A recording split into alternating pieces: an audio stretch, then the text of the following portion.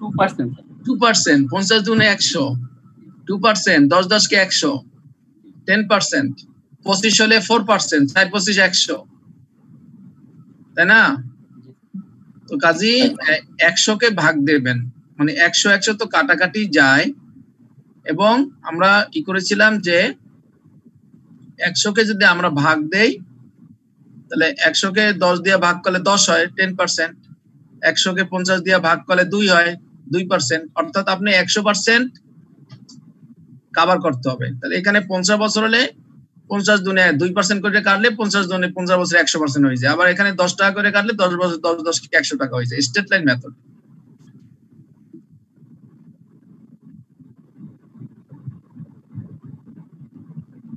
তো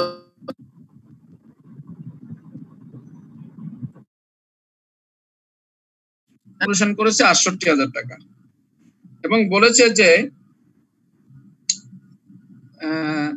accounting team has identified that there was a under provision of টাকা 12,000 in previous year's tax balance। বলছে কি যে গত বছরে যে ট্যাক্স সেটা হিসাব করতে সে ভুল করেছে। কত ভুল করেছে? 12,000 টাকা সে ভুল করেছে। গত বছরে ট্যাক্স কম করেছে, সেটা এই বছরে এসে ধরা পড়েছে। তো গত বছর যদি 12,000 টাকা ট্যাক্স যদি কম ক্যালকুলেশন করে থাকে তাহলে সেটা এবার কি করতে হবে? এবার দিতে হবে, রাইট।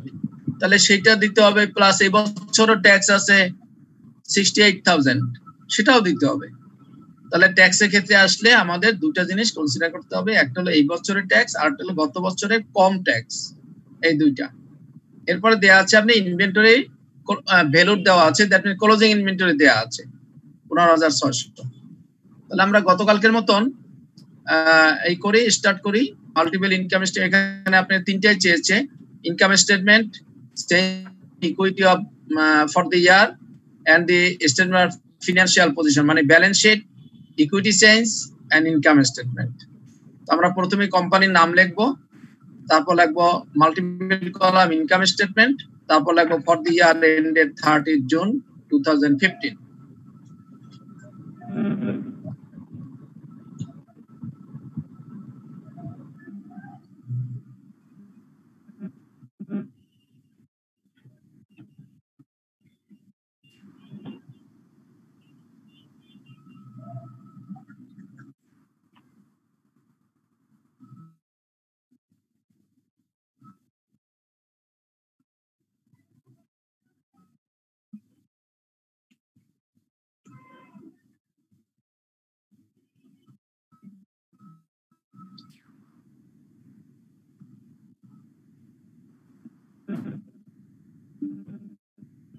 শুনতে পাচ্ছি না স্যার।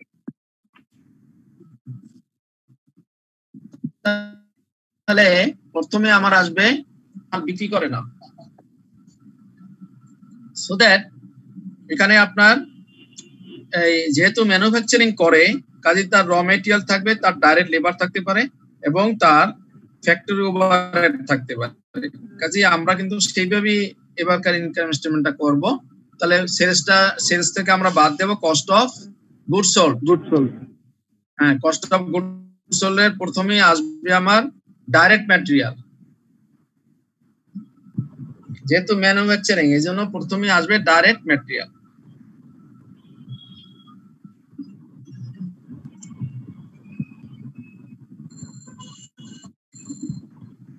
ডাইরেক্ট ম্যাটেরিয়াল দেখেন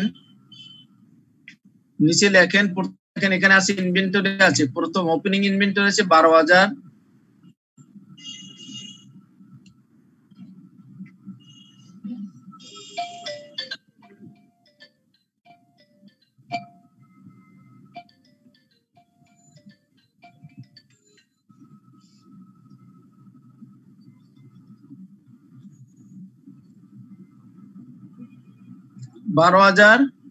তারপরে দেখেন পার্সেজ আসে কিনা, র মেটেরিয়াল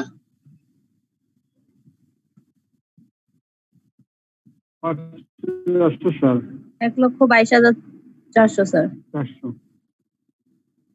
এই যে 500,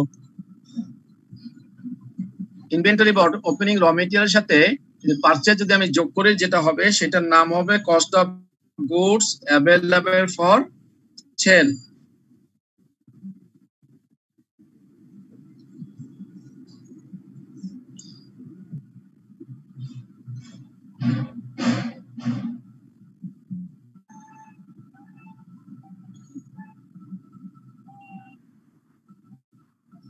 কত আসে ফিগার?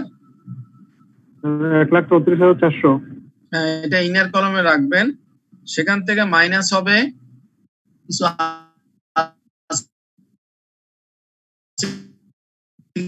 দেখেন, receive, audit fee, insurance, corporate office building, factory, long term investment, receivable, bank, payable, advertising, interest rate,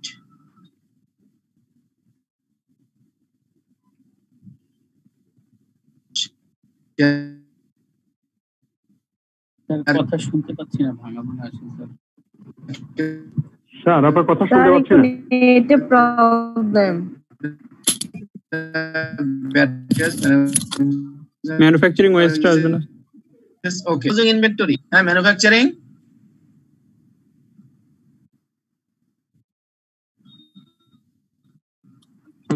আর কিছু শোনা যায় না। ম্যানুফ্যাকচারিং কি বলছেন? কিছু শোনা যায় না এখন। আচ্ছা ঠিক আছে, তাহলে আমি আর যাই দেখি তো।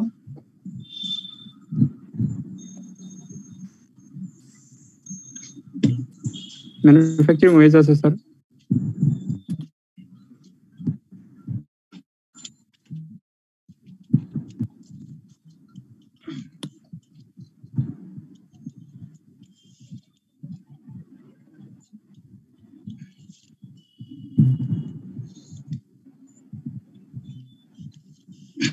এখন কি শোনা যায়? জি স্যার। ওকে স্যার, তাহলে স্যার প্রথম দিকে নেটের কারণে একদমই শুনতে পাইনি। আচ্ছা, তাহলে প্রথম হলো যে আমরা তো সেলস আছে 5,16,000, সেলসটাকে আউটার কলামে নিয়ে যাব। সেলস রেভিনিউ 5,16,000 এটা রেভিনিউতে দেয়া আছে, ক্রেডিট পাশে দেখেন সেলস, ওখান থেকে মাইনাস হবে কস্ট অফ গুডস সোল্ড।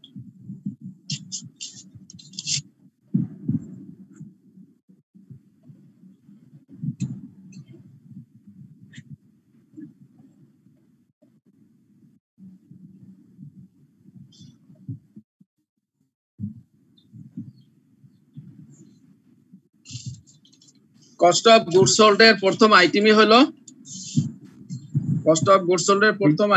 হলো opening inventory, direct material, direct যে ম্যানুফ্যাকচারিং এখানে বলা কনসার্ন, দ্যাট ডাইরেক্ট ম্যাটেরিয়াল আসবে।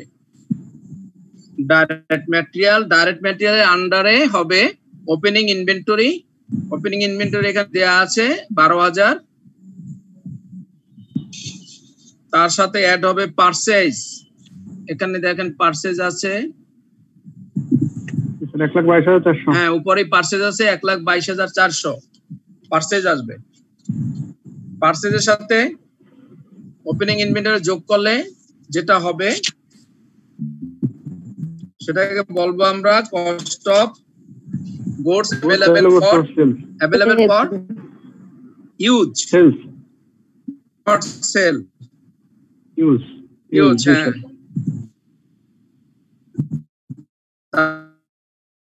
তারপরে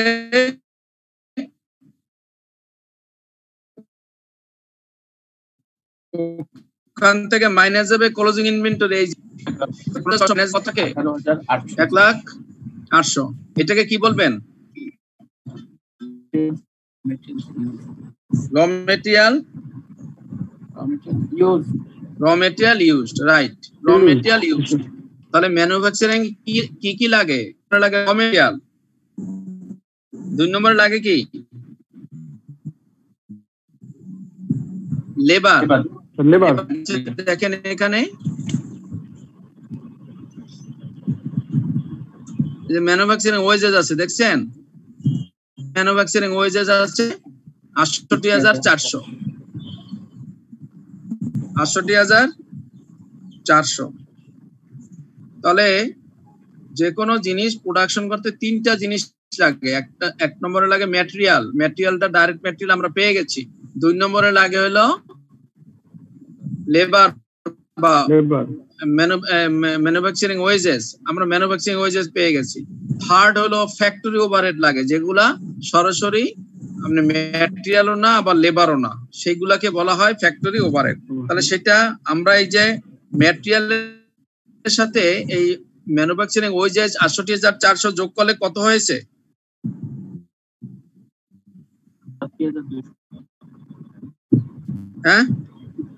1,87,200। এটাকে বলা হয় প্রাইম কস্ট। আউটার কলমে চলে যাবে প্রাইম কস্ট, আউটার কলমে চলে যাবে 1,87,200 প্রাইম কস্ট। এই প্রাইম কস্টের সাথে এখন যোগ হবে ফ্যাক্টরি ওভারহেড। তিনটা জিনিস লাগে ম্যানুফ্যাকচার করতে, র মেটেরিয়াল, লেবার, ফ্যাক্টরি ওভারহেড। আমরা র মেটেরিয়াল পেয়েছি, লেবার, ফ্যাক্টরি ওভারহেড অ্যাড করব। লেবার এবং র মেটেরিয়াল যোগ করলে হয় প্রাইম কস্ট, সেটার সাথে এখন যোগ করব আমরা ফ্যাক্টরি ওভারহেড। ফ্যাক্টরি ওভারহেড কি কি আইটেম আছে দেখেন।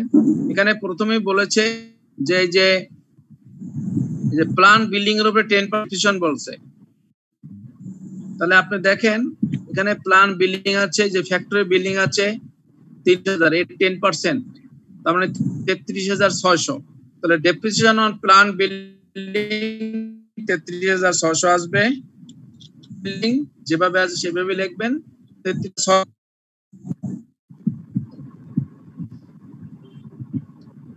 আর কিছু আছে দেখেন, আইটেম ওয়াইজ যান, দেখেন আর কিছু আছে কিনা। এখানে দেখেন পারচেজ অ্যাডমিনিস্ট্রেটিভ স্যালারি, এটা ফ্যাক্টরি না, তার ফ্যাক্টরি না।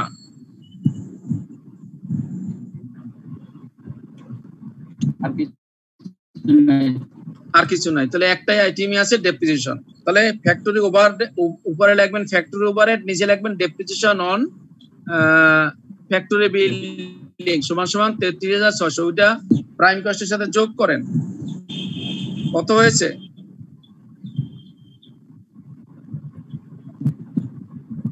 $2,20,800। এটাকে কি বলে? Cost of production. Cost of total manufacturing cost. Total manufacturing cost.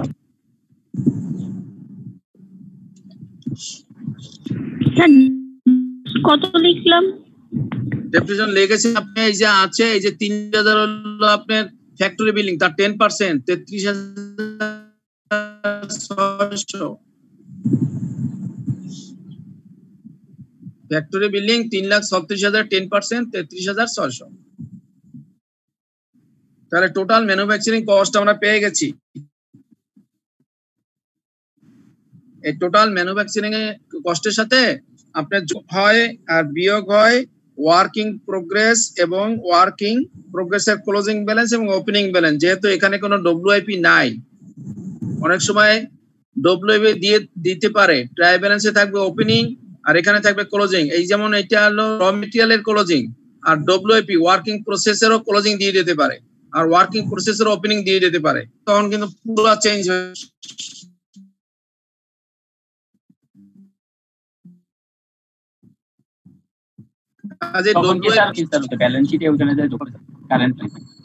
আমরা যেমন র মেটেরিয়াল ওপেনিং যোগ করছি, র material closing minus W opening থাকে ট্রায়াল ব্যালেন্সে, সেটা যোগ করবেন আর ক্লোজিং কে করবেন। মাইনাস করলে যেটা বের হবে সেটাই হবে কস্ট অফ গুডস সোল্ড। আমাদের এই অঙ্কেতে নাই, কাজেই ডেপ্রিসিয়েশন যোগ করার পর যেটা হয়েছে সেটার নামই হলো এখন কস্ট অফ গুডস সোল্ড। যেহেতু ডব্লিউআইপি আমাদের ওপেনিংও নাই ক্লোজিংও নাই, কাজেই বোঝা যাচ্ছে যে হয়তো ব্যবসায় প্রথম ম্যানুফ্যাকচারিং প্রথম বছর বা প্রথম মাস, সেই জন্যই ওপেনিং ক্লোজিং নাই, আমরা আর যোগ বিয়োগ করতে পারলাম না। সেই জন্য যে ফিগারটা নেমেছে ডেপ্রিসিয়েশন যোগ করার পর সেটাকে আমরা বলবো কস্ট অফ গুডস সোল্ড। তাহলে কস্ট অফ গুডস সোল্ড ওই সেলস থেকে যদি মাইনাস করেন 5,16,000 থেকে, তাহলে কত হয়?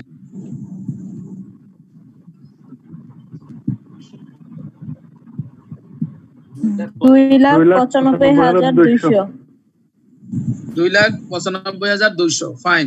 এই 2,95,200 কে হয় গ্রস প্রফিট।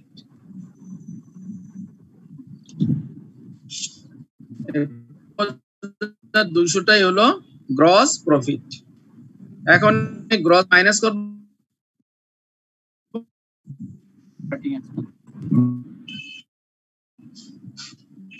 অপারেটিং গ্রস থেকে কি মানে অপারেটিং এক্সপেন্স। অপারেটিং এক্সপেন্স দুই রকমের, একটা হলো অ্যাডমিনিস্ট্রেটিভ, একটা হলো সেলিং। তাহলে লেখেন less operating expenses, less operating expenses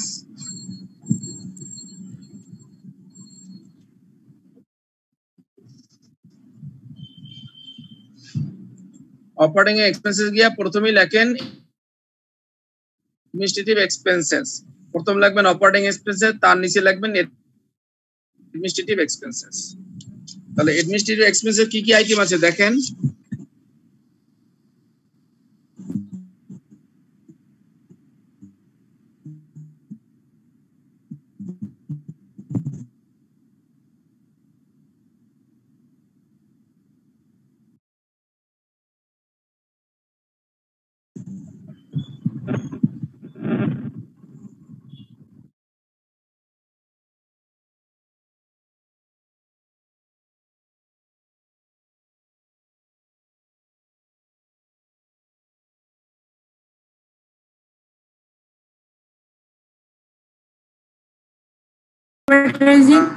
আর কি আছে?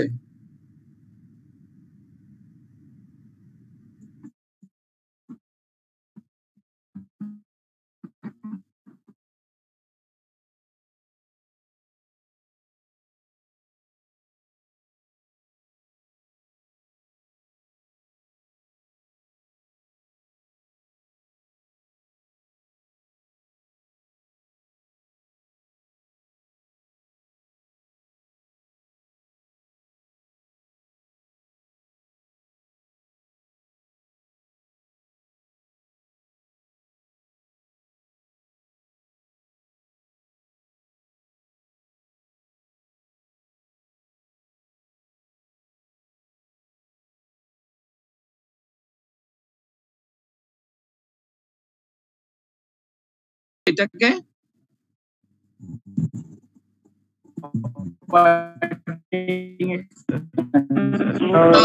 টোটাল অপারেটিং এক্সপেন্সের গ্রস প্রফিট থেকে মাইনাস করেন।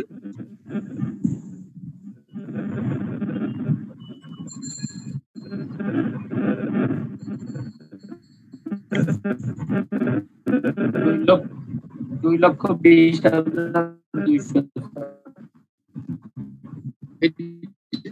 এটার নাম কি?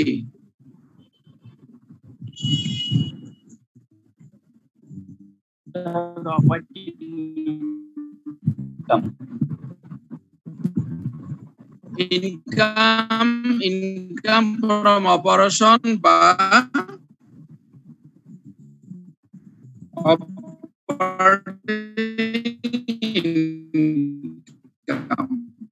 ইনকাম ফ্রম অপারেশন অথবা অপারেটিং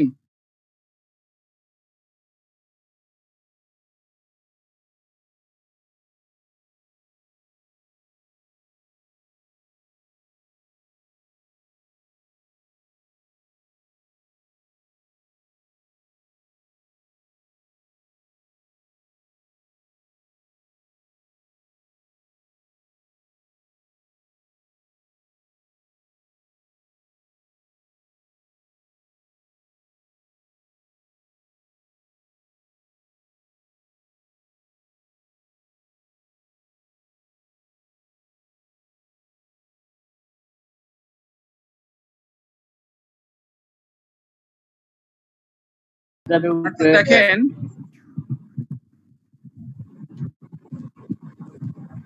আরেকটা দেখেন, এই যে 15% অফ নোটস পেয়েবল আছে, এটা হলো 1,68,000 টাকা একটা নোট পেয়েবল আছে, তার উপরে ইন্টারেস্ট দিতে হবে 15%। তাহলে 15% যদি ইন্টারেস্ট দিতে হয় 1,68,000 টাকার উপরে 15% কত হয়? 25,200 25,200, কিন্তু আমি ইন্টারেস্ট পেড করছি 16,800। তাহলে ওইটার সাথে যোগ করেন, অ্যাড ইন্টারেস্ট ডিউ, বাকিটা যোগ করেন 25, কত বলেন 25,200, তার থেকে এই 16,800 বাদ দিলে যেটা হবে সেই ফিগারটা লেখেন, অ্যাড ইন্টারেস্ট ডিউ 8,600 কি লিখবো? ইন্টারেস্ট ডিউ কত আসে? 8,400। হ্যাঁ, তাহলে 16,800 যোগ 8,400 সমান সমান 25,000 আউটার কলামে নিয়ে যান, 25,200 নাকি?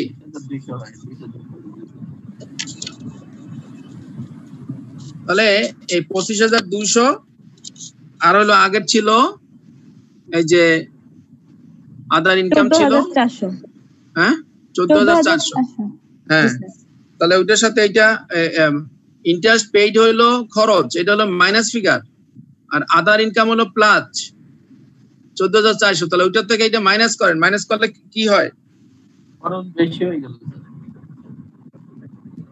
নেগেটিভ ফিগার আসে। নেগেটিভ ফিগার আসবে। আদার এক্সপেন্সটা আরেকবার একটু বলবেন স্যার? আদার এক্সপেন্স, আদার এক্সপেন্সেস এর মধ্যে আপনার একটা আইটেমই আছে, সেটা হলো ইন্টারেস্ট পেইড। এই যে ব্যালেন্স শিটে আছে ইন্টারেস্ট পেইড 16,800। এখন আমি দেখতেছি যে এই যে ইন্টারেস্ট তো পেইড করছে নোট পেয়াবেল এর উপরে, কিন্তু 15% যদি হিসাব করি এই 1,68,000 টাকার উপরে, তাহলে আসছে 25,200, কিন্তু সে পেমেন্ট করছে 16,800। তাহলে বাকিটুকু লিখতে হবে অ্যাড ইন্টারেস্ট ডিউ, লেখে টোটালে 25,200 আউটার কলামে নেবেন, কিন্তু এদের সাথে ওই ফিগারটা যোগ করেন, তাহলে add interest due.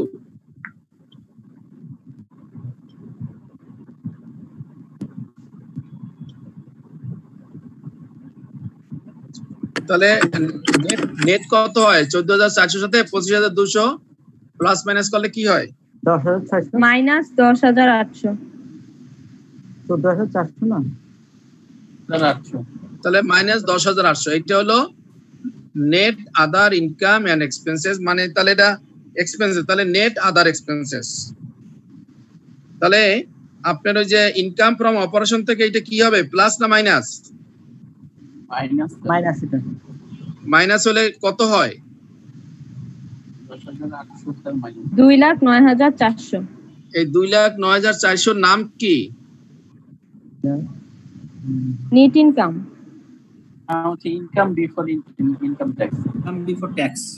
Right, income before tax বা profit before tax, profit before tax বা income before tax.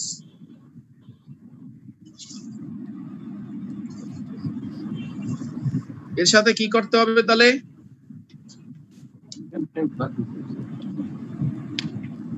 Profit before tax, তার সাথে কি করতে হবে?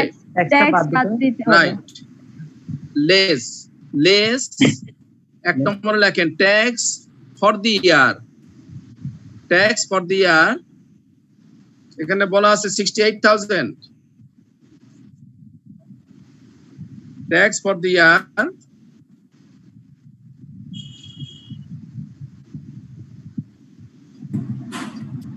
68,000, তার সাথে কি হবে? অ্যাড ট্যাক্স বাকি, অ্যাড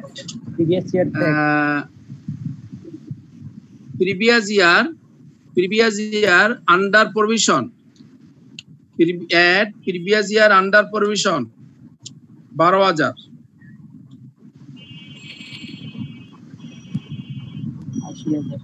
80,000।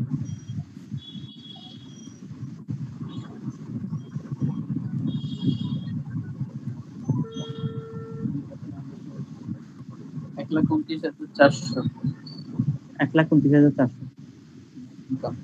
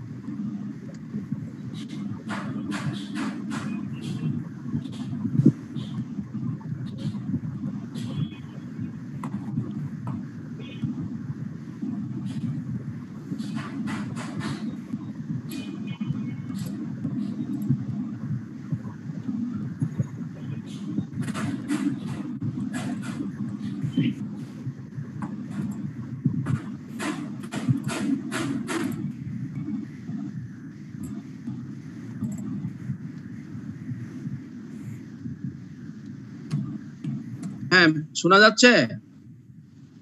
জি স্যার। হ্যালো, জি শুনতে পাই স্যার। শোনা যাচ্ছে? জি স্যার শুনতে পাচ্ছি। হ্যাঁ, তাহলে ৬৮,০০০ টাকার সাথে add previous year under provision, as previous year under provision হলো ১২,০০০। জি স্যার, টোটাল ট্যাক্স এক্সপেন্সেস ৮০,০০০ এবং ওটা বাদ দিলে স্যার প্রফিট আফটার ট্যাক্স থাকে ১,২৯,৪০০। জি sir. Okay, it is called profit after tax. That means net profit. It is called net profit. ১,২৯,৪০০।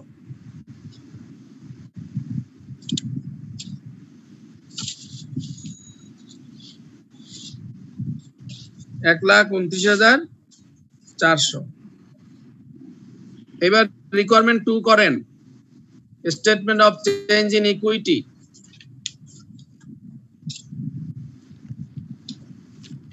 Statement of change in equity number 2, requirement 2.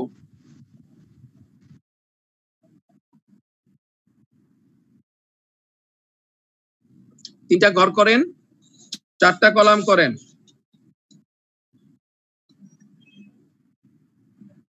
একটা হলো পার্টিকুলারস, একটা হলো শেয়ার ক্যাপিটাল, আর একটা হলো রিটেন আর্নিংস, আর একটা হলো টোটাল।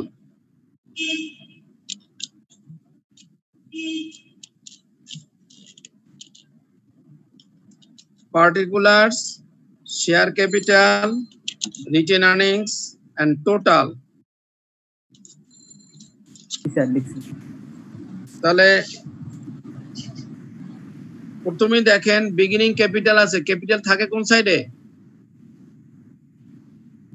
ক্রেডিট পাশে না ডেবিট পাশে? ক্রেডিট পাশে। ক্রেডিট পাশে। এই যে দেখেন এখানে আছে কোথায়? Share capital 1,20,000। Share capital sir 1,20,000। এই যে শেয়ার ক্যাপিটাল 1,20,000। হ্যাঁ, দেখেন বিগিনিং ব্যালেন্স লিখে শেয়ার ক্যাপিটালে ওখানে 1,20,000 লেখেন। বিগিনিং ব্যালেন্স লিখে শেয়ার ক্যাপিটালের ঘরে 1,20,000 লেখেন। আর রিটেন আর্নিংস আছে এখানে, দেখেন রিটেন আর্নিংস 4,69,200, এটা লেখেন রিটেন আর্নিংস এর ঘরে।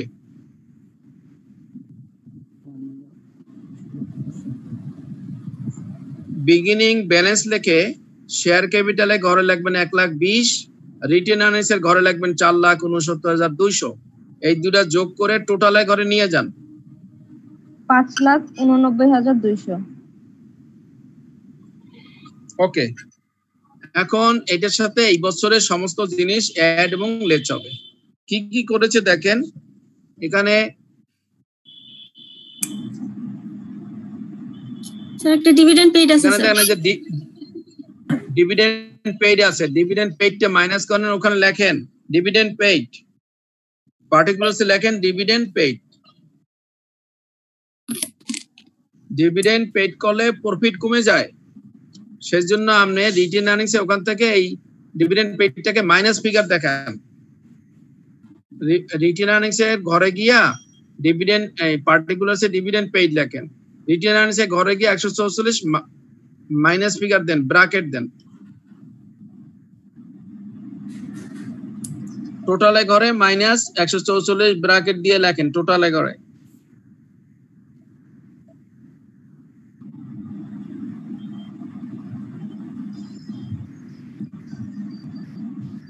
এরপরে profit for the year, profit for the year কত আসছিল?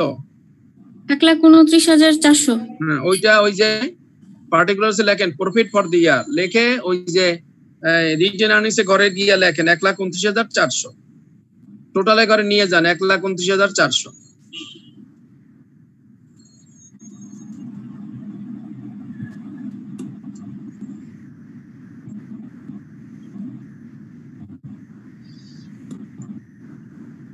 এইবার শেয়ার ক্যাপিটালের গড় যোগ করেন, রিটেন আর্নিংস এর গড় যোগ করেন, টোটালে গড় যোগ করেন, যোগ করে দেখেন যে মিলেছে কিনা।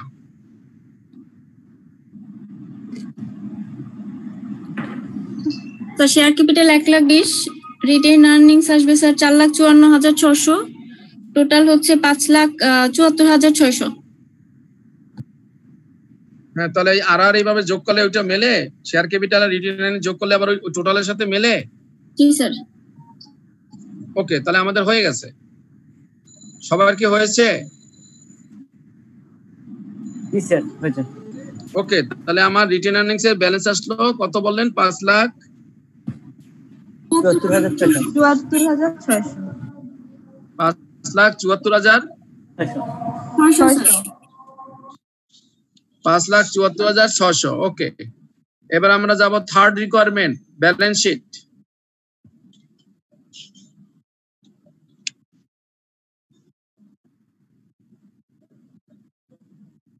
থার্ড রিকোয়ারমেন্টে গিয়া গতকালকের মতো এরকম করেন, দুইটা কলাম, অ্যামাউন্টের কলাম ডান পাশে লেখেন আর বাম পাশে লেখেন অ্যাসেট এন্ড লায়াবিলিটি অথবা পার্টিকুলারস, বা অ্যাসেট এন্ড লায়াবিলিটি লিখতে পারেন, অ্যাসেট এন্ড লায়াবিলিটি, তারপর ডান পাশে দুইটা কলাম অ্যামাউন্টের, আর উপর দিকে লেখেন কোম্পানির নাম, তারপর লিখবেন স্টেটমেন্ট অফ ফিনান্সিয়াল পজিশন, তারপর লিখবেন এজ অন 31 ডিসেম্বর 2015।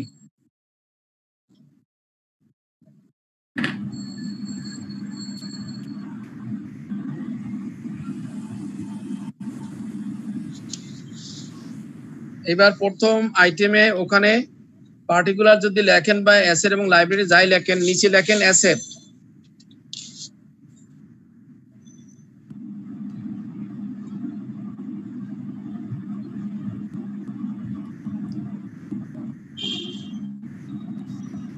আমরা গতকালকে কি কারেন্ট অ্যাসেট আগে লিখছিলাম নাকি লং টার্ম অ্যাসেট আগে লিখছিলাম? কারেন্ট অ্যাসেট আগে লিখেছিলাম। তাহলে এবারও আজকেও তাই করেন, কারেন্ট অ্যাসেট লেখেন, কারেন্ট অ্যাসেট।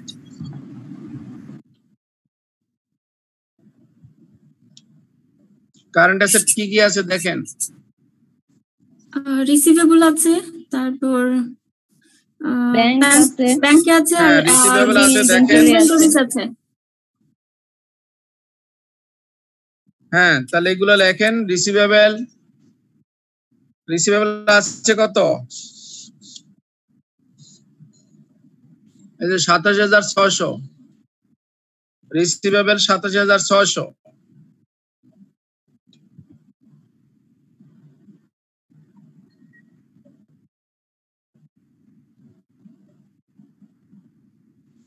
তারপর ব্যাংক অ্যাকাউন্ট আছে 1,88,400।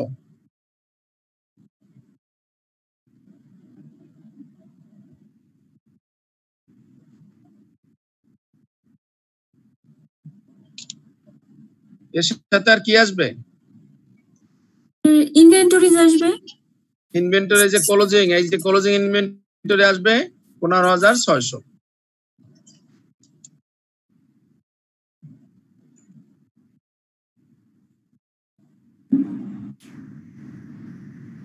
তাহলে টোটাল কারেন্ট অ্যাসেট কত আসলো? 2,31,600 2 লাখ না তো 1 লাখ, ইয়েস 2,31,600। 2,31,600 হ্যাঁ ঠিক আছে, ওকে।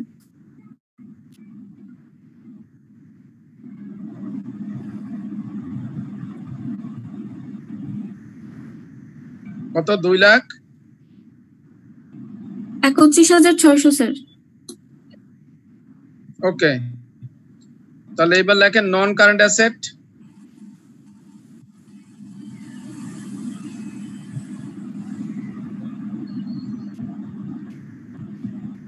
নন কারেন্ট অ্যাসেট আছে কি কি আছে দেখেন। প্রথমেই লেখেন, এই যে দেখেন এখানে অ্যাডজাস্টমেন্টের দিক তাকান, এখানে বলা আছে ল্যান্ড।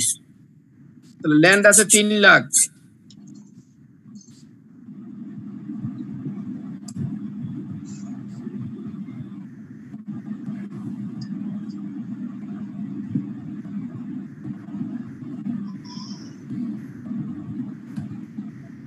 এরপরে এই যে 5,40,000 কে ভাগ করছিল দুইটা, একটা হলো ল্যান্ড 3 লাখ আর একটা হলো 2,40,000 হলো বিল্ডিং কস্ট। তাহলে লেখেন ল্যান্ড লিখেছেন 3 লাখ, এরপর লেখেন বিল্ডিং 2,40,000। বিল্ডিং ইনার কলামে লেখেন, ওখান থেকে লেস হবে ডেপ্রিসিয়েশন।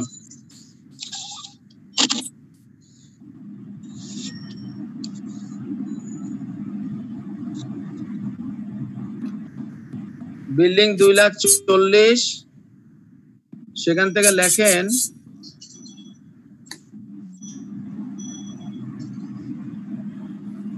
অ্যাকুমুলেটেড ডেপ্রিসিয়েশন আছে কত?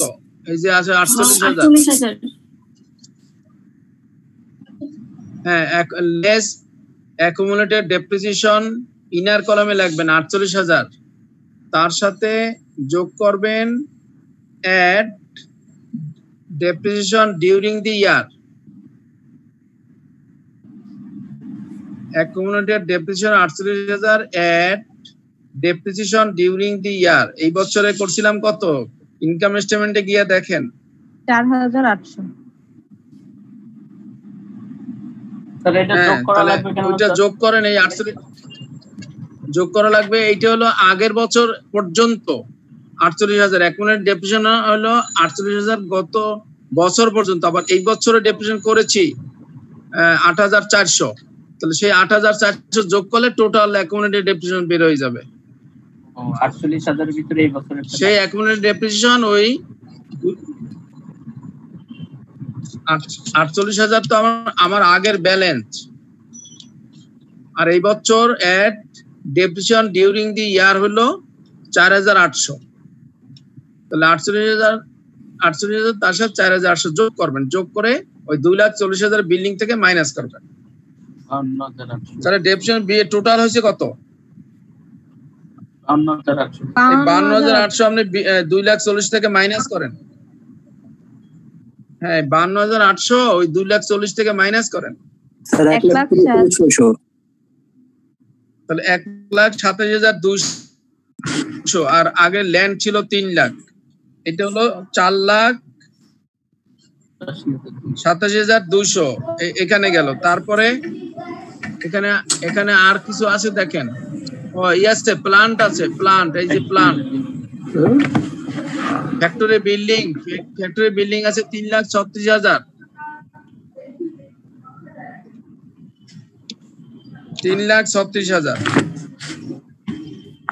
এখান থেকে লেস হবে অ্যাকুমুলেটেড ডেপ্রিসিয়েশন ইনার কলামে লিখবেন 1,92,000।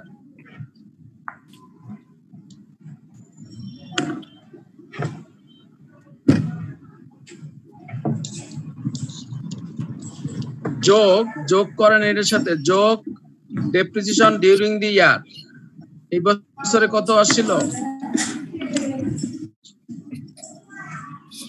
33,600।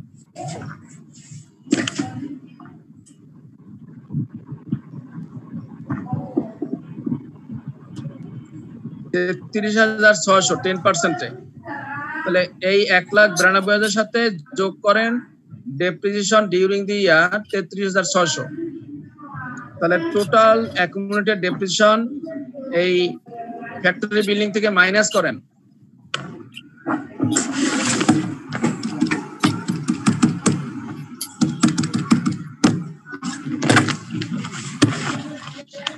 $1,10,400।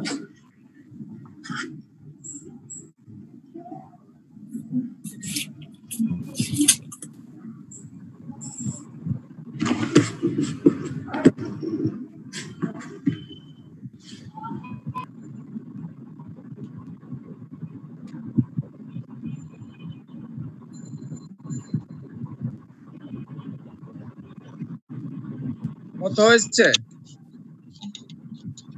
1,10,400।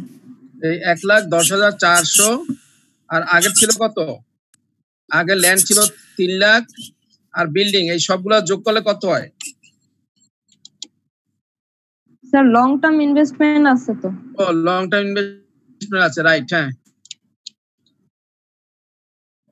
লং টার্ম ইনভেস্টমেন্ট আছে 1,20,000। এই যে দেখেন, এই যে লং টার্ম ইনভেস্টমেন্ট 1,20,000।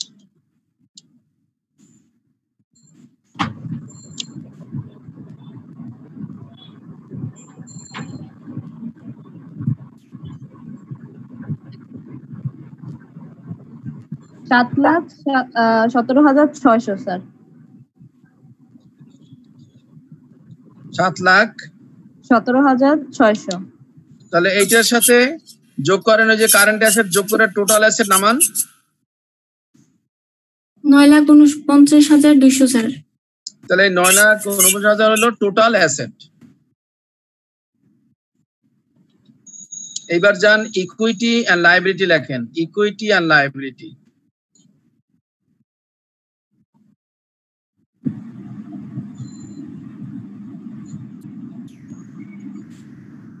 তার নিচে লেখেন শেয়ার হোল্ডার্স ইকুইটি।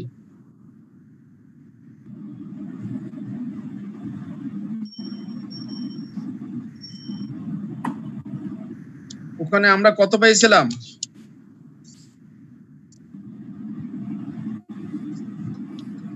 টোটাল কত ছিল রিকোয়ারমেন্ট 2 তে? 5,74,600। হ্যাঁ, ওইটা লেখে ওখানে ব্র্যাকেটে then from requirement 2, from requirement 2।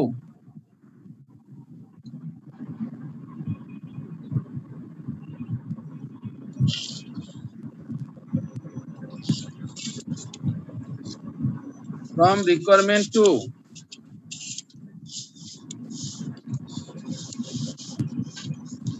তাহলে কত হলো?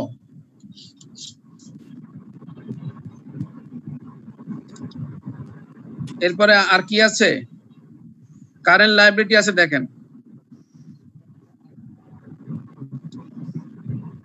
ওটার সাথে কারেন্ট লায়াবিলিটি যোগ হবে, শেয়ার ক্যাপিটালের সাথে যোগ হবে কারেন্ট লায়াবিলিটি, তাই না?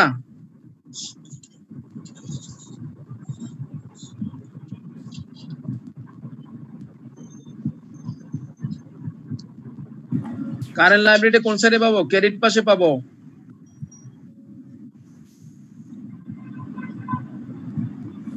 এই যে পেয়াবেল আছে 11,400,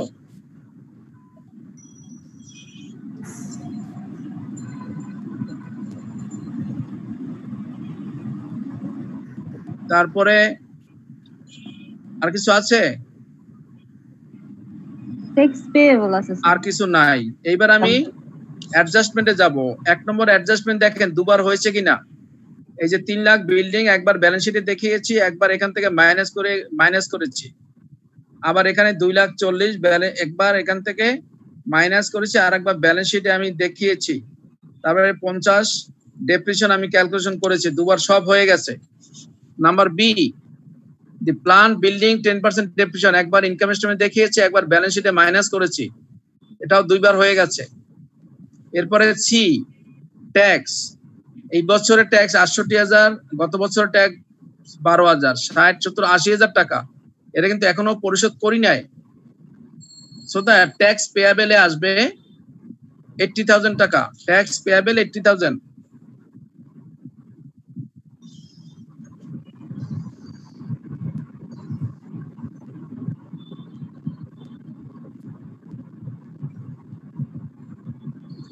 তারপরে ইনভেন্টরিতে চলে গেল, একবার ইনকাম স্টেটমেন্ট দেখিয়েছি, একবার ব্যালেন্স শিটে দেখিয়েছি, সব আইটেম দুইবার হয়েছে।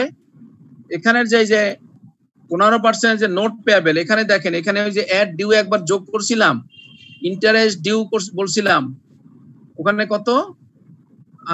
8,400। তাহলে ইন্টারেস্ট পেয়াবেল 8,400,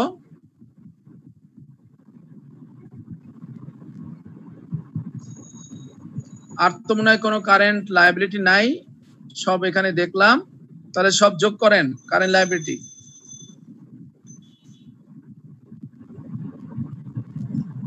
প্রমিসরি নোট কি হবে স্যার? হ্যাঁ, প্রমিসরি নোট। প্রমিসরি নোট এটা তো লং টার্ম। আচ্ছা, থ্যাংক ইউ। ওইটা একটা কাজ করেন, শেয়ার ক্যাপিটালে পরেই দেখাই দেন। সরি, আমরা মনে হয় কারেন্ট লায়াবিলিটি একটু পরে দেখালে ভালো হইতো। আচ্ছা ঠিক আছে, করে ফেলছেন, অসুবিধা নাই। মনে রাখেন কারেন্ট যেহেতু আমরা শেয়ার ক্যাপিটাল আগে দিয়েছি, কাজেই আমরা যেরকম ব্যালেন্স শিট করেছি লায়াবিলিটিটা ওই রকম করতে হবে। আমরা ব্যালেন্স শিটে কিন্তু কারেন্ট লায়াবিলিটি, কারেন্ট অ্যাসেট আগে দিয়েছি, কাজে লায়াবিলিটিতে কারেন্ট লায়াবিলিটি আগে হবে, তারপর লং টার্ম লায়াবিলিটি, তারপর শেয়ার ক্যাপিটাল। কাজে ওইভাবে একটু সাজাতে হবে। আমাদের এখানে একটু ভুল হয়ে গেছে। সো দ্যাট আমরা ক্যাপিটাল লিখে ফেলছি, কারেন্ট লায়াবিলিটি লিখে ফেলছি, এখন লিখবো লং টার্ম লায়াবিলিটি।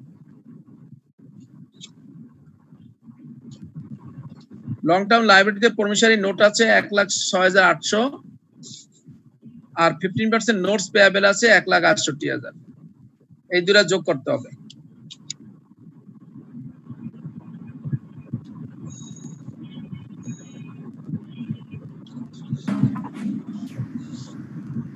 যেহেতু আমরা অ্যাসেটে সবার আগে কারেন্ট অ্যাসেট লিখেছি, আমাদের এখানে উচিত ছিল সবার আগে কারেন্ট লাইবিলিটি লেখা, তারপর লেখা উচিত ছিল লং টার্ম লাইবিলিটি, তারপর শেয়ার ক্যাপিটাল। আমাদের এখানে একটু ভুল হয়ে গেছে, কাজে এটা আপনার সিরিয়াল দিয়ে এখন লিখে রাখেন যে এইভাবে সাজাতে হবে। তাহলে আমরা লং টার্ম লাইবিলিটি দুটো আছে, একটা হলো প্রমিসরি নোট আর একটা হলো 50% নোটস পেয়াবেল। আগে স্যার লং টার্ম লিখবো স্যার। হ্যাঁ, long term liability. Long term liability তারপর কারেন্ট লাইবিলিটি তারপর প্রথম হবে কারেন্ট লাইবিলিটি, তারপর হবে লং টার্ম লাইবিলিটি, তারপর শেয়ার ক্যাপিটাল। এইভাবে সাজাতে হবে, আমাদের সাজাতে গিয়ে ভুল হয়ে গেছে। কিন্তু এখন যেহেতু লিখে ফেলছি, এখন আর সাজানোর দরকার নেই, এখন শুধু লেখেন লং টার্ম লাইবিলিটি, এই দুটো যোগ করেন, যোগ করে আউটার কলামে নিয়ে যান। তাহলে আমরা তিনটা ফিগার, একটা লাইবিলিটি, একটা লং টার্ম লাইবিলিটি, একটা শেয়ার ক্যাপিটাল, ওই তিনটা যোগ করলে দেখেন কি হয়।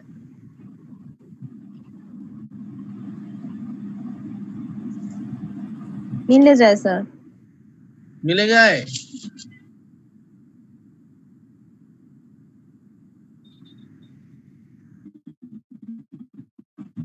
সবাই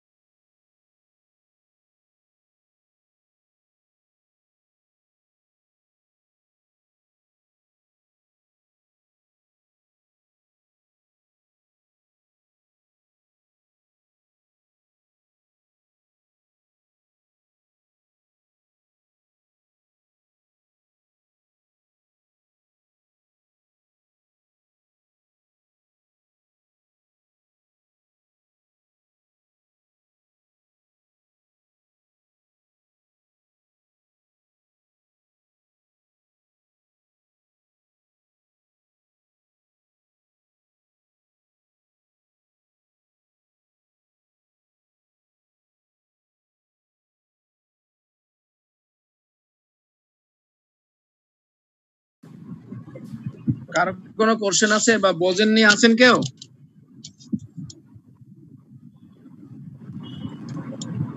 কারো কোনো কোশ্চেন আছে? না স্যার নাই।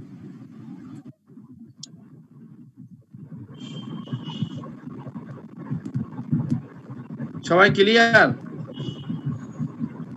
জি স্যার। স্যার আদার এক্সপেন্স, তাহলে এবার আমরা একটু বলে দেন আদার এক্সপেন্স।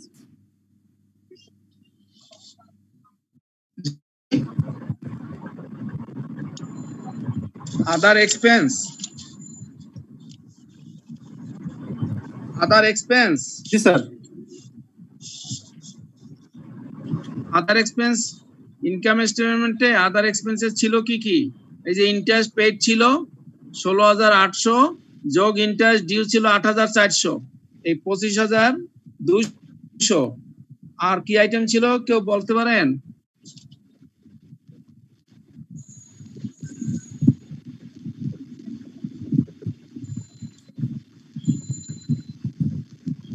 আর কোন আইটেম ছিল? আর কোন আইটেম ছিল না। এই 25,200 আর আদার ইনকাম ছিল এই যে 14,400। 14,400 আর 25,200 প্লাস মাইনাস করলে যে ফিগারটা সেটা বাইরে চলে যাবে। এটা নেগেটিভ ফিগার বেরিয়েছে। হয়েছে সবার? জি স্যার।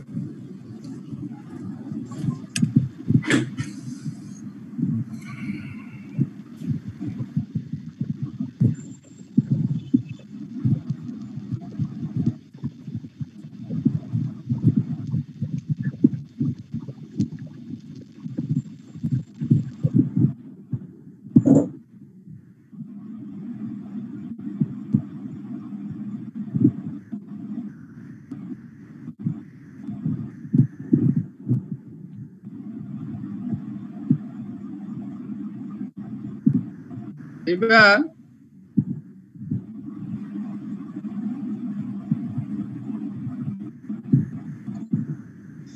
একটা জিনিস আমরা প্রায় আপনার কোশ্চেনে খেয়াল করি, কোশ্চেনে আছে prove the accounting equation by preparing a tabular summary.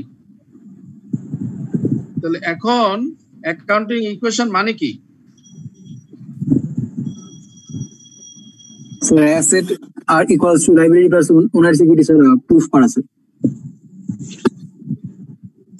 হ্যাঁ, asset is equal to owners equity plus liability, এটা হলো আপনার accounting equation. Asset is equal to owners equity plus liability. এটা আপনি একটা টেবিল করে টেবিলে প্রমাণ করতে হবে এই ট্রানজাকশন গুলো দিয়ে। জিনিসটা খুবই সহজ, কিন্তু আমরা প্রেজেন্টেশন কিভাবে করব সেটা অনেক সময় জানা থাকে না বিধায় ফলে অনেকেই করতে পারি না। আমরা মোর দ্যান 80% ছেলে মেয়ে পারে না, কিন্তু আসলে করতে গেলে দেখবেন যে অঙ্ক একদম পানি ইজি, কিন্তু কিভাবে প্রেজেন্ট করতে হবে সেটা আমরা জানি না বিধায় অনেক সময় হলে করতে পারি না। বলছে একটা টেবুলার ফরম্যাটে আপনি প্রমাণ করবেন যে আপনার অ্যাকাউন্টিং ইকুয়েশন হয়েছে এই ট্রানজাকশন গুলো দিয়ে। সো দ্যাট আমরা প্রথমে যে টেবিলটা সেটার প্রথমে আমরা কোম্পানির নাম লিখবো। হ্যাঁ, কোম্পানির নাম লিখবো, তারপর লিখবো যে টেবুলার সামারি, তারপর লিখবো tabular summary of the transactions. প্রথমে কোম্পানির নাম লিখবো খান এন্ড কোম্পানি, তারপর tabular summary of the transaction, তারপর লিখবো ব্যালেন্স শিট ইকুয়েশন, তারপর লিখবো ফর দি মান্থ অফ, এখানে মাসের নাম উল্লেখ কাজে ফর দি মান্থ অফ দিয়ে রাখেন। এই জিনিসগুলো আমাদের হেডিং দিয়ে স্টার্ট করতে। ব্যালেন্স শিট ইকুয়েশন, হ্যাঁ, ব্যালেন্স শিট ইকুয়েশন বা অ্যাকাউন্টিং ইকুয়েশন। অ্যাকাউন্টিং ইকুয়েশন আর ব্যালেন্স শিট ইকুয়েশন একই।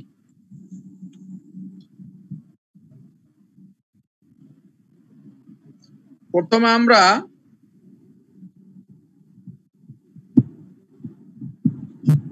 আটটা কলাম করব, 8টা কলাম।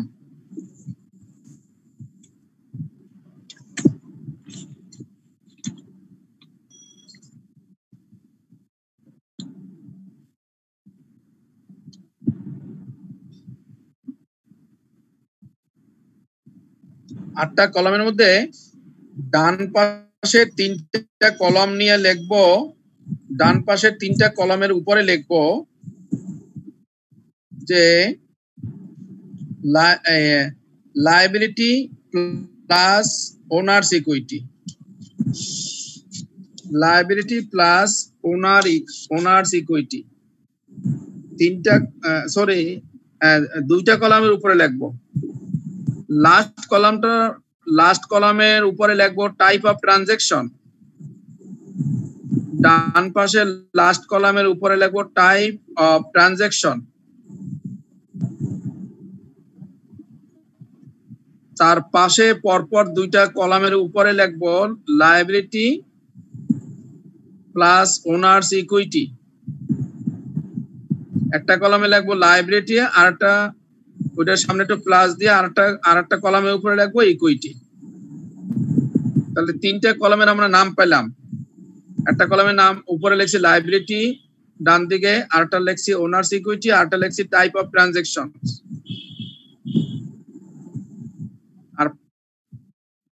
পরবর্তী বাম পাশের 4টা কলামের উপরে লেখেন অ্যাসেট। পরবর্তী বাম পাশের 4টা কলামের উপরে লেখেন অ্যাসেট।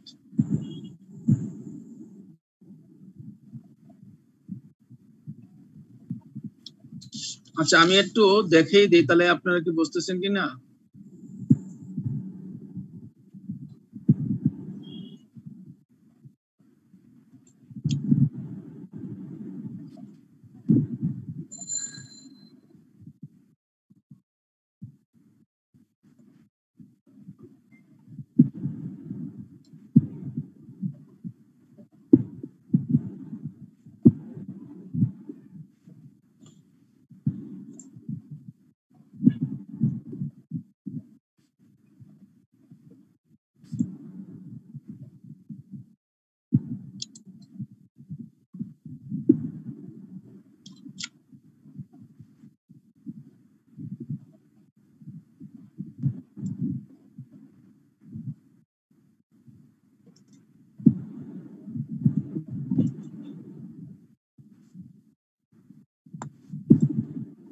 আচ্ছা, দাঁড়ান একটু ওয়েট করেন, আমি দেখি ওইটা সফট কপিটা আছে কিনা।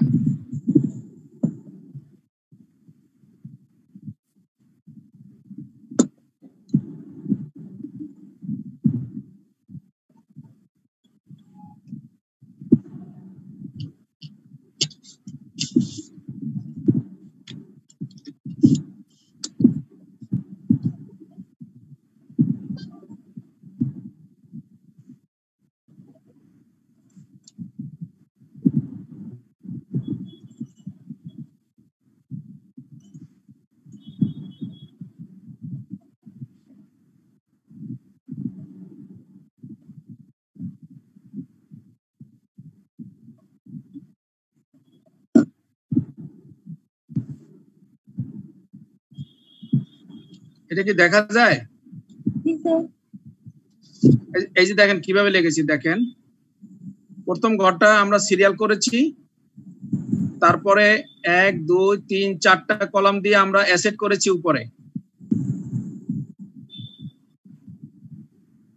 তারপরে সমান সমান দিয়ে লায়াবিলিটি একটা কলামে লিখেছি, আর একটা কলামে ওনার সিকিউরিটি, আর একটা কলামে লিখেছি আমরা টাইপ অফ ট্রানজাকশন।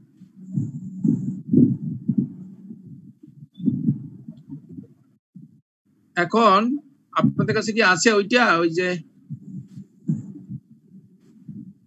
ওইটা কি আছে, ওই ওই ওই ওই যেটা ই করছিলাম, শেয়ার করছিলাম প্রথম?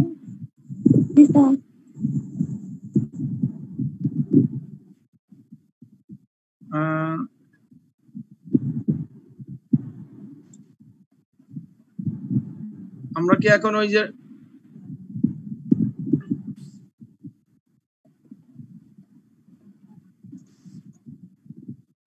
এইখানে দেখেন ওই কলামটা কি হয়েছে আপনাদের সবার?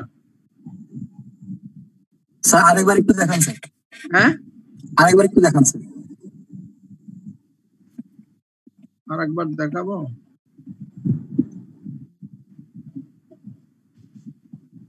এই যে এইটা, একটা ছবি তুলে নেন, তাহলে তো তাড়াতাড়ি হবে। হ্যাঁ স্যার, ছবি তুলে নিয়ে এসেছি। অর্থাৎ আমরা এই যে দেখেন সমান সমান লিখেছি, এখানে এখানে দেখেন যে লাইব্রেরিটির বাম পাশে সমান সমান করেছি, অর্থাৎ আমরা এই টেবিলে প্রমাণ করব যে asset is equal two liability plus দিছি প্লাস ওনার্স ইকুইটি। এবং লাস্টে দেখেন, এই যে লাস্টে দেখেন আমি এই যে 18,050 ওই 10টা ট্রানজাকশনে এফেক্ট দিলে এই যে 18,050 এই যে ইজ ইকুয়াল টু এই যে 18,050 এটা দেখিয়েছি। সো দ্যাট একবার একটু স্ন্যাপ নিয়ে নেন, তাহলে এরপরে আমরা সমস্যা নিয়ে বললে আপনারা তখন বুঝতে পারবেন।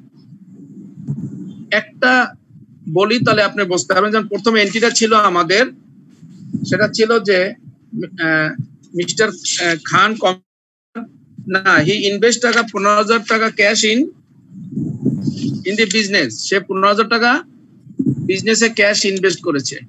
তাহলে বিজনেসে ক্যাশ আসছে, এই দেখেন cash transaction serial number 1 cash আসছে, ক্যাশ প্লাস হয়েছে, আর ইকুইটি হিসেবে আনছে, এই জন্য শেয়ার ক্যাপিটালে প্লাস 15,000 লিখেছি আমরা।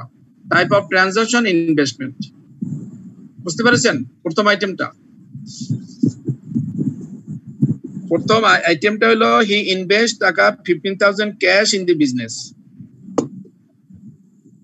সেটা আমরা করেছি। যেহেতু ইকুইটিও বাড়বে, হ্যাঁ ক্যাশ বাড়বে, ইকুইটি বাড়বে। হ্যাঁ, ক্যাশ বাড়বে, ইকুইটি বাড়বে। যে ইকুইটির পাশে 15 লিখেছি আর ক্যাশের জায়গা 15,000 লিখেছি। 2 নম্বর এন্ট্রি বলেছে mister Khan computer company purchase computer equipment for টাকা 7,000 ক্যাশ, 7,000 টাকা ইকুইপমেন্ট কিনেছে। এই দেখেন ইকুইপমেন্ট বেড়েছে 7,000, ক্যাশ কমেছে 7,000। ইকুইপমেন্ট বেড়েছে 7,000, ক্যাশ কমেছে 7,000। তাহলে ক্যাশের ব্যালেন্স বের করতে হবে 8,000, ইকুইপমেন্টের ব্যালেন্স 7,000, ক্যাপিটালের ব্যালেন্স 15,000। প্রতিটা ট্রানজাকশনের পরে ব্যালেন্স মিলাতে হবে। এখানে দেখেন সমান সমান 15,000, এখানে দেখেন 8 7 15,000। এবার আমি এটা ক্লোজ করে দিই। আপনারা নিশ্চয়ই বুঝতে পেরেছেন, দুটা এন্ট্রি যেহেতু বলেছি, কাজে আমি জার্নালে চলে যাই। এইভাবে যোগ বিয়োগ করে প্রতিটা নিচে নিচে নামাবেন, নামাইয়া এই যে সমান সমানটা সবসময় দেখবেন যে সমান ঠিক আছে কিনা। এই যে প্রথম ট্রানজাকশন 15, দ্বিতীয় ট্রানজাকশন ক্যাশ কমেছে, ইকুইপমেন্ট বেড়েছে, টোটাল নামাবো 8,000, 7,000, 15,000। তাহলে এখানে 8 7 15 ইকুয়াল টু 15। এবার আমরা থার্ড এন্ট্রি দেখি। থার্ড এন্ট্রিতে বলেছে যে রিসিভ 12,000 টাকা cash from customers for programming service it has provided. অর্থাৎ কাস্টমারকে সার্ভিস দিয়েছে, সেজন্য বাকিতে সার্ভিস দিয়েছে, সেজন্য সে 1600 টাকার সাপ্লাইজ কিনেছে, বাকিতে কিনেছে। এই যে সাপ্লাইজ দেখেন, সাপ্লাইজ বেড়েছে, যেহেতু বাকিতে কিনেছে এই অ্যাকাউন্টস পেয়াবেল বেড়েছে। স্যার অ্যাসেট বাড়লো, সাপ্লাইজ আর লায়াবিলিটিস বাড়লো, পেয়েবল। রাইট, অর্থাৎ সে বাকিতে সাপ্লাইজ কিনেছে, এই জন্য সাপ্লাইজও বেড়েছে, অ্যাকাউন্টস পেয়াবেলও বেড়েছে। এখন আবার ইকুয়েশন করব। এখানে 8,000 নামলো, এখানে 1600 নামলো, এখানে 7,000 নামলো, এখানে 1600, এখানে 15,000। তাহলে এদিকে হলো 15 আর 16,200, এদিকে দেখেন 16,200 হবে। 8,000 8 7 15 16,200। এটা প্রত্যেকটা ট্রানজাকশনের পরেই আমি মানে ইকুয়াল করে দেখবো। এটা টাইপ অফ ট্রানজাকশন মানে সাপ্লাইজ। টাইপ অফ ট্রানজাকশন হলো সাপ্লাইজ। প্রথমটা ছিল ইনভেস্টমেন্ট। এইভাবে আমরা তাহলে এইটা ক্লোজ করে দিলাম, কোশ্চেনে চলে যাই।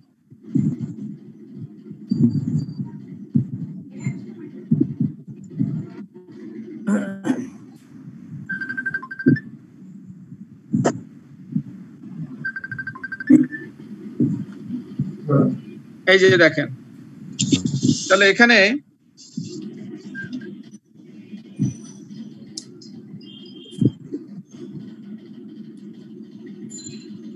এই যে কোশ্চেন, এখন এই যে আমরা প্রথমটা দেখিয়েছি, দ্বিতীয়টা দেখেছি, তৃতীয়টা দেখেছি, চতুর্থ বলছে খান কম্পিউটার কোম্পানি রিসিভ টাকা 1200 cash from customer for programming service it has provided. কাস্টমারকে সে সার্ভিস দিয়েছে, সেই জন্য সে 1200 টাকা ক্যাশ পেয়েছে। তাহলে ক্যাশ যোগ হবে 1200, ক্যাশ বাড়বে 1200। আর যেহেতু সে সার্ভিস দিয়েছে, তার কাজে তার প্রফিট হয়েছে, সার্ভিস দিয়ে 1200 টাকা পেয়েছে, তার মানে তার গেইন হয়েছে, তার ক্যাপিটাল বাড়বে। আমরা ক্যাপিটালে 1200 টাকা যোগ করবো। এটা কি রেভিনিউ লিখলে হবে না? ক্যাপিটাল হবে না, ইনকাম হবে স্যার। ইনকাম তো ইনকাম মানে ইনকামটা যাবে কোথায়? ইনকামটা আমরা ইকুইটিতে দেখিয়েছি না, ইনকাম ক্যাপিটালের সাথে যোগ হয় না। জি স্যার। স্যার আমি আলাদা রেভিনিউ ঘর করি, কাজে আমরা না রেভিনিউ ঘর করে শেষ পর্যন্ত আবার আমরা ক্যাপিটালে নিয়ে আসতে হবে। সেটা তো আনতে হবে স্যার, কিন্তু ইনকাম আর এক্সপেন্স আলাদা আলাদা ঘর করলে হইতো না স্যার? আলাদা আলাদা ঘর করলে হতো, হবে না তা না, হবে, কিন্তু জিনিস তো একই। আপনি ওনার্স ইকুইটি যখন করেছেন, তার প্রফিটটা কি করেছিলেন? ক্যাপিটালের সাথে যোগ করেছিলেন না? জি স্যার, ইনকাম ক্যাপিটালের সাথে যোগ হবে আর এক্সপেন্স মাইনাস হবে। হ্যাঁ, এক্সপেন্স মাইনাস হবে, ইনকাম যোগ হবে, তাহলে তো আমার সোজা হয়ে গেল। তাহলে তো আপনার অনেকগুলো ঘর হয়ে যাবে এই সাইডে ক্যাপিটালের সাথে। স্যার একটা কথা, বলেন। Asset equal to liability plus owner equity, এই সমীকরণটাকে আমরা ফলো করতেছি, এখানে সেলটের তো কিছু ফলো করতেছি না, জাস্ট এটাকে বেস করে আমি একটা করব। জি, ফাইন ফাইন, সুন্দর কথা বলেছেন। তাহলে আমরা এখানে ওই যেহেতু বলছি, উনি যেহেতু সুন্দর একটা সমাধান দিয়েছে যে অ্যাকাউন্টিং ইকুয়েশন হলো asset is equal two liability plus owners equity. কাজে আমরা অন্য কিছু না দেখেই আমরা ওনার ইনকাম হলে ওনার্স ইকুইটি যোগ করব, খরচ হলে ওনার্স ইকুইটি থেকে মাইনাস করব। তাহলে আবার আমরা যোগ বিয়োগ করে সব নামাবো।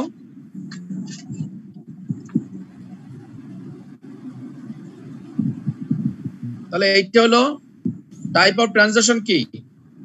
Service revenue. Type of transaction হলো সার্ভিস রেভিনিউ।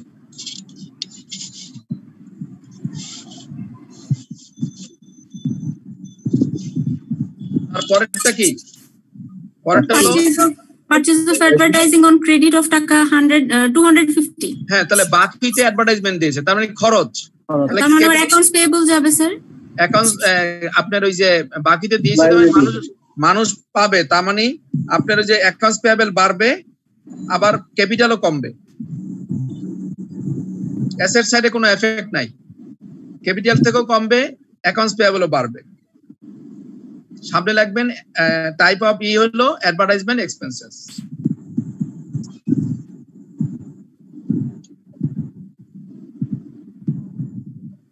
অ্যাডভার্টাইজমেন্ট এক্সপেন্সেস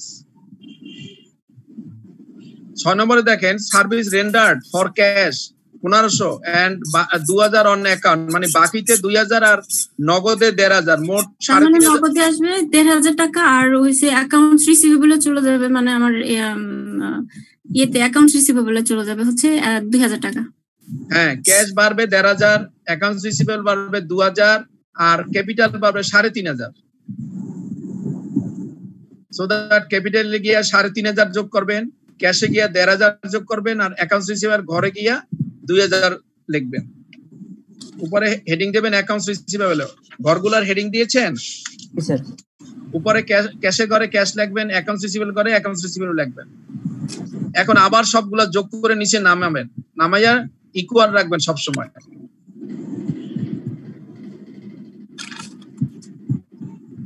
এবার 7 নম্বরে দেখেন পেমেন্ট। এই পেমেন্ট গুলো আপনারা সব একত্রে যোগ করেও দিতে পারেন, আলাদা আলাদা করতে গেলে সময় লাগবে। এই 9 6 15 8 1700, এটা একত্রে করে পেমেন্ট মানে ক্যাশ কমে যাবে, ক্যাশে 1700 মাইনাস করবেন, আর ক্যাপিটালও 1700 মাইনাস করবেন। ওই কলামে লিখবেন rent, salary and utility expenses. Rent, salary and utilities expenses.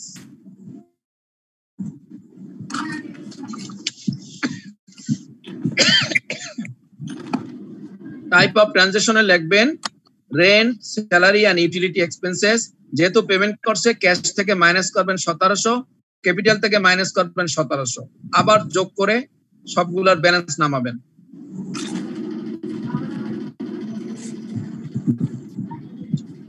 এবার দেখেন পেমেন্ট অফ অ্যাকাউন্টস পেয়েবল 250। তাহলে অ্যাকাউন্টস পেয়েবল উপরে লেখাই আছে অ্যাকাউন্টস পেয়েবল, ওই ঘরে গিয়া 250 মাইনাস করবেন। যেহেতু অ্যাকাউন্টস পেয়েবল পেমেন্ট করেছি, অ্যাকাউন্টস পেয়েবল কমে যাবে, আর ক্যাশ কমে যাবে।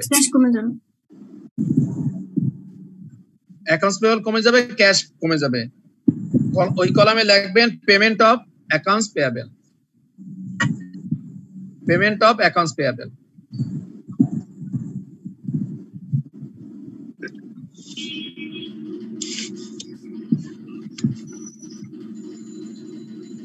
এরপরে receive of cash on account of টাকা 600। আপনি যে অ্যাকাউন্টস রিসিভেবল অন অ্যাকাউন্ট মানে অ্যাকাউন্টস রিসিভেবল।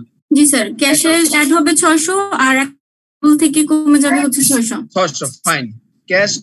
ক্যাশ বাড়বে 600, অ্যাকাউন্টস রিসিভেবল কমবে 600। তো বুঝলাম না স্যার, এটা কেমন? এই যে বলছে রিসিভ মানে পেয়েছেন, অফ ক্যাশ নগদ পেয়েছেন কার কাছ থেকে? On account. বাকিতে যার কাছ যে ছিল, তাহলে আপনি বাকি কার কাছ থেকে টাকা পান? অ্যাকাউন্টস রিসিভেবলের কাছ থেকে টাকা পান, আর অ্যাকাউন্টস পেয়েবলের টাকা দেন। তো কাজী উপরে ছিল দেন, নিচে ছিল পেয়েছেন, কাজী অ্যাকাউন্টস রিসিভেবল কমবে, আর রিসিভ করেছেন ক্যাশ বাড়বে। অ্যাকাউন্ট রিসিভেবল কমানোর জন্য 600 মাইনাস। হ্যাঁ, অ্যাকাউন্ট রিসিভেবল আগে ছিল 2000, ওখান থেকে 600 কমবে আর ক্যাশ বাড়বে। আর ওখানে ওখানে গিয়ে লেখেন রিসিপ্ট অফ ক্যাশ, ওই কলামে লাস্ট কলামে রিসিপ্ট অফ ক্যাশ।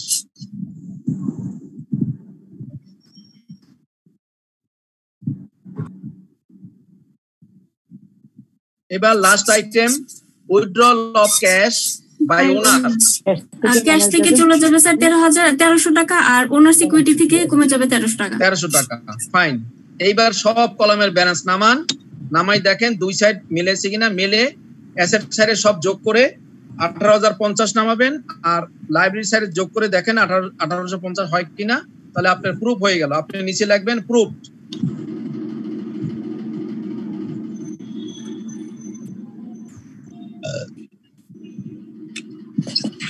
স্যার হ্যাঁ, জানার জন্য স্যার একটা প্রশ্ন করবো স্যার। বলেন। স্যার এই যে অ্যাসেট ইকুয়াল টু লায়াবিলিটিস যোগ ওনার সিকিউরিটি, এইগুলো কি স্যার আমরা স্যার আরেকটু সাব ডিভাইডেড করতে পারি না স্যার? মানে যেহেতু নন কমার্স নিজের বোঝার সুবিধার্থে। না, সাব ডিভাইডেড করার কোনো দরকার নাই, কারণ লাইব্রেরিটির মধ্যে সব লাইব্রেরি চলে আসবে, ক্যাপিটালের মধ্যে সব ক্যাপিটাল চলে আসবে, এবং এগুলো বুঝাতে গেলে এখন আরো 1 ঘন্টা লাগবে। আমরা এগুলোর উপরে ফিজিক্যালি ক্লাস নিয়েছি, সেখানে আরো ইলাবোরেটলি আমরা এটা বুঝিয়েছি। এখন ওইটা বুঝাতে গেলে আরো 1 ঘন্টা লাগবে। এখন সংক্ষেপে এইটুকুই আপনাকে বুঝতে হবে। না স্যার, আমি স্যার বুঝলাম, বলছি আমি স্যার যদি নিজের বোঝার জন্য আমি নিজে করি স্যার, এগুলো আরো সাবডিভিশন করে করি, তাহলে স্যার ভুল হবে? হ্যাঁ, ভুল হবে, কারণ ইকুয়েশনই হলো asset is equal two liability plus capital. Sir উপরে তো অ্যাসেটের নিচে sir or subdivision, asset equal to liability plus owner security, উপরে হেডিং ঠিক থাকবে, তার নিচে স্যার আমি কিছু সাবডিভিশন করে নেব। না, আমি তো আপনার ইজ ইকুয়াল টুর শেষে তো আমি দুইটা করেছি, ক্যাপিটাল প্লাস লায়াবিলিটি, এর আর সাবডিভিশন করার দরকার নেই, কিন্তু অ্যাসেটের দরকার আছে। অ্যাসেট বলতে আমি তো ওখানে নাম বলি নাই, আর এখানে তো নাম বলছি, লায়াবিলিটি প্লাস ক্যাপিটাল। জি স্যার, বুঝতে পারছি। স্যার আমার রিসিভেবল হতে পারে, ক্যাশ হতে পারে, ইকুইপমেন্ট হতে পারে, সাপ্লাই হতে পারে, এগুলো সবই তো অ্যাসেট। রাইট। আমার ক্লাস আজকেরটা আপনাদের জন্য এক্সট্রা একটা ক্লাস নিয়েছি, গতকালকেরই শেষ হয়ে গেছিল আপনাদের এই ইনকাম স্টেটমেন্ট। যেহেতু আমি আগেরটা করেছিলাম আপনার ই কোম্পানি, দ্যাট মিনস হলো মার্চেন্ডাইজিং কোম্পানি, আজকের করেছি ম্যানুফ্যাকচারিং কোম্পানি, এবং একটা বাকি ছিল অ্যাকাউন্টিং ইকুয়েশন, সেটিও টেবুলার ফরম্যাটে সেটা করে দিয়েছি, সো দ্যাট আমার জানা মতে 100% সিলেবাস কভার হয়ে গেছে। আমি কোন জিনিস দুইবারও আপনাদের পড়িয়েছি, একবার ফিজিক্যালি, একবার অনলাইনে, আবার সেটা বুঝিয়েছি যতটুকু সম্ভব। আশা করি এই অনলাইনের ক্লাসগুলো যদি ফলো করতে পারেন বা বুঝে থাকেন, কোনো সমস্যা হবার কথা না। স্যার আমরা ইভিনিং শিফটে স্যার, বাট আপনার কাছ থেকে অনেক কিছু শিখলাম স্যার, থ্যাংক ইউ স্যার। একটা আসলে শিখেছি স্যার, এবং থ্যাংক ইউ ভেরি মাচ। আপনার ক্লাসগুলো সত্যিই খুব এনজয় করেছে এবং আমার খুবই ভালো লেগেছে। না, এত তাড়াতাড়ি থ্যাংক ইউ দিন না, আমার কথা শেষ হয়নি। স্যার থিওরি সম্বন্ধে একটু বললেন স্যার, থিওরি একটু আমার কথা শেষের পরে হয় থ্যাংক ইউ দেবেন বা বকা দেবেন, যা দেন, কিন্তু আমার আরেকটু কথা আছে, সেটা হলো অত্যাচার করেছি, এটা সত্যি স্যার, আমরা অনেক অত্যাচার করেছি আপনাকে। সেটা হলো যে কিভাবে পাস করা যাবে। এতক্ষণ শেখাশেখি করলাম, ঠিক আছে, এখন হলেন আসেন কিভাবে পাস করা যাবে। এখন হচ্ছে শর্টকাট টেকনিক, রাইট। যারা লাইনে আছেন, লাইনে কজন আছেন? 28 জন, আচ্ছা ভালো। মূল কথা হলো আমরা পরীক্ষার আগে শিখবো, কিন্তু পরীক্ষার সময় টেকনিক ইউজ করব। পরীক্ষার 7 দিন আগে আমরা টেকনিক ইউজ করব, আর 7 দিনের আগে শুধু ফুল বইটা আমরা শিখবো। আমরা এতক্ষণ শিখেছি, এখন টেকনিক করব যে কিভাবে ইজি পাস করা যায়, রেজাল্ট ভালো করা যায়। আমার টার্গেট হলো সেইটা। সেখানে যদি আমি আলোচনা করতে যাই, তাহলে আপনারা টার্গেট নেবেন যে আপনাদের যেন চ্যাপ্টারটা কমন পড়ে, এটা হলো মেইন টার্গেট আপনার। কারণ কোশ্চেন আসে ম্যাক্সিমাম হলো 6 থেকে 7টা কোশ্চেন, এর ভিতরে যদি আপনি 5টা কমন ফেলাতে পারেন চ্যাপ্টার, ইনশাআল্লাহ আপনার পাস করা কোনো অসুবিধা হবে না। আমি ব্যক্তিগতভাবে যেভাবে পাস করছি চোরামনি করে, সেই বুদ্ধিটি আপনাদেরকে শিখিয়ে দিচ্ছি। সেটা হলো আপনারা কমপক্ষে 10টা পরীক্ষা অ্যানালাইসিস করবেন যে কোন কোন চ্যাপ্টার থেকে কোন বছর এসেছে। আপনারা সেখান থেকে একটা চার্ট করবেন, চার্ট করলে দেখতে পারবেন যে কোন চ্যাপ্টার থেকে কোন বছরে কোনটা এসেছে, কত বছর পর পর আসে। এখান থেকে একটা ফ্লো পাবেন। কোন চ্যাপ্টার দেখবেন যে প্রতি বছরই আসতেছে, ওই চ্যাপ্টার মিস করবেন না। কোন চ্যাপ্টার দেখবেন যে 1 বছর পর পর আসতেছে, ওই চ্যাপ্টারটা দেখবেন গত বছর আসলে এই বছর অফ দেবেন। এরকম করে মিনিমাম আপনার যতগুলো চ্যাপ্টার আছে তার থেকে 1-2টা চ্যাপ্টার বাদ দিয়া 5টা বা 6টা চ্যাপ্টারকে সিলেক্ট করবেন যে আমি এই 6টা চ্যাপ্টার আমি ফুল প্রিপারেশন নিয়ে যাব। 2-1টা চ্যাপ্টার আপনি ছেড়ে দিবেন, সব চ্যাপ্টার নিয়ে যাওয়ার দরকার নেই। আপনি যে চ্যাপ্টারটা আপনার জন্য কঠিন মনে হয় ওইটা আপনি এখনই বাদ দিয়ে দেবেন পরীক্ষার আগে। ঠিক পরীক্ষার আগে বাদ দিয়ে আপনি দেখবেন যে আপনি 5টা চ্যাপ্টার সিলেকশন করবেন। ইনশাআল্লাহ দেখবেন যে আপনি হলে গিয়ে ওই 5টা চ্যাপ্টার আপনি কমন পড়বে, কিন্তু আপনার অঙ্ক কমন পড়বে না, আপনার চ্যাপ্টার কমন পড়বে। সেখান থেকে আপনাকে অঙ্ক করে আসতে হবে। সেই রকমের প্রিপারেশন নিয়ে আপনাকে যেতে হবে। আপনি যদি 4টা চ্যাপ্টার কমন ফেলতে পারেন, 4টা অঙ্কই আপনাকে করে আসতে হবে। এরকমের আপনি নিজেকে সেরকম প্রিপারেশন নিয়ে আপনাকে হলে যেতে হবে। আপনি সব চ্যাপ্টার দেখে গেলেন, কোন চ্যাপ্টারের উপরে আপনার 100% কনফিডেন্স নাই, আপনি পাস করতে পারবেন না, কারণ আপনার কোশ্চেন কমন পড়বে না, চ্যাপ্টার কমন ফেলতে হবে। এই হলো আমার চোরামনি বুদ্ধি, আমি এইভাবে পাস করেছি অল্প করে। ঠিক বলছেন স্যার। এইবার আপনাদের যদি কোনো কোশ্চেন থাকে তাহলে আমরা সেটা নিয়ে আলোচনা করব। একটা কোশ্চেন ছিল স্যার, আপনার তো শেষ সময় স্যার। হ্যাঁ এই 1 মিনিট স্যার, প্রভিশন ফর ইররিকভারেবল মানে আপনার ব্যাড ডেটস অ্যালাউন্সেস স্যার একটা ইয়াতে অ্যাডজাস্টমেন্টে স্যার আমি একটু বুঝতে পারতেছিলাম না স্যার। হ্যাঁ, bad date allowance sir trade provision for bad dates হচ্ছে স্যার ক্রেডিট ব্যালেন্স 270। হ্যাঁ স্যার, তারপর বলতেছে মানে অ্যাডজাস্টমেন্টে বলতেছে ট্রেড রিসিভেবল হচ্ছে আপনার রাইট অফ হবে। হ্যাঁ, এবং হচ্ছে প্রভিশন ফর ব্যাড ডেটস হবে আলটিমেটলি শুড বি ইনক্রিজড 300 টাকা। শুড বি ইনক্রিজ টু না increase by? Increase to sir. Increase to হলো যা আছে ওইটা মাইনাস করে বাকিটুকু করবেন। স্যার 270 টাকা থেকে 300 থেকে 270 মাইনাস করে বাকিটুকু করবেন। আপনার টোটাল ব্যালেন্স হবে 300। আপনার অলরেডি আছে বললেন 270 না 250? স্যার 270। হ্যাঁ, তো ওইটা মাইনাস করে বাকিটা নতুন। আর স্যার যে রাইট অফ আছে সেটা কি বাদ দিব না এখন থেকে? রাইট অফ তো ভিন্ন জিনিস ভাই, প্রভিশন এক জিনিস, রাইট অফ আরেক জিনিস। রাইট অফ হলো ব্যাড ডেটস আর এটা হলো provision for bad dates. G sir. তাহলে রাইট অফ সেটুকুর সাথে প্রভিশনের ব্যাড ডেটটুকু যোগ হবে। রাইট অফ একটা জিনিস, প্রভিশন আর একটা জিনিস। স্যার থিওরি কি স্যার মানে যে চ্যাপ্টার গুলো প্রিপারেশন ওগুলো সব থিওরি কি একদম 100%? আমি তো এক কথাই বলেছি যে আপনি চ্যাপ্টার সিলেকশন করবেন, ওখান থেকে যা দেখ, থিওরি দেখ, অঙ্ক দেখ, যা দেখ আপনাকে অ্যান্সার করে আসতে হবে। সেই রকমের কনফিডেন্স গ্রো করে আপনাকে যেতে হবে চ্যাপ্টারের উপরে, নট কোনো কোশ্চেন। আমি এই জন্যই যখন যে চ্যাপ্টার পড়িয়েছি আমি থিওরি পড়িয়েছি আগে, তারপর অঙ্ক করিয়েছি, যাতে কোনো জায়গায় কোনো কনফিউশন না থাকে। আমার ক্লাসগুলো যদি ফলো করতে থাকেন, নোট করে থাকেন, আমি মনে করি যে আপনাদের 80% প্রিপারেশন হয়ে গেছে, বাকি 20% আপনাদের নিজেদের নিতে হবে। তো আইসিএমএ থেকে অ্যালার্ম দিয়েছে, এমনিতে এক্সট্রা ক্লাস আরো ওভার করেছি। সবাইকে অসংখ্য ধন্যবাদ। এই অনলাইনে এই পরিবেশের মধ্যে আপনারা অ্যাটেন্ড করেছেন, সময় দিয়েছেন, সেজন্য সবাইকে অসংখ্য ধন্যবাদ। আমার কথাবার্তায় যদি আপনারা কেউ মনে কষ্ট পেয়ে থাকেন, ক্ষমা সুন্দর দৃষ্টিতে দেখবেন।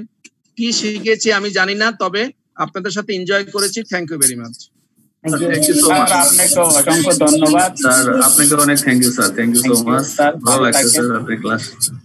ঈদের অগ্রিম শুভেচ্ছা। জি স্যার, আসসালামু আলাইকুম স্যার। ভালো থাকবেন স্যার। ওয়ালাইকুম সালাম ওয়া রাহমাতুল্লাহি ওয়া বারাকাতুহু। সবাই ভালো থাকেন, দোয়া করবেন। ওকে, জি স্যার, ভালো থাকবেন স্যার।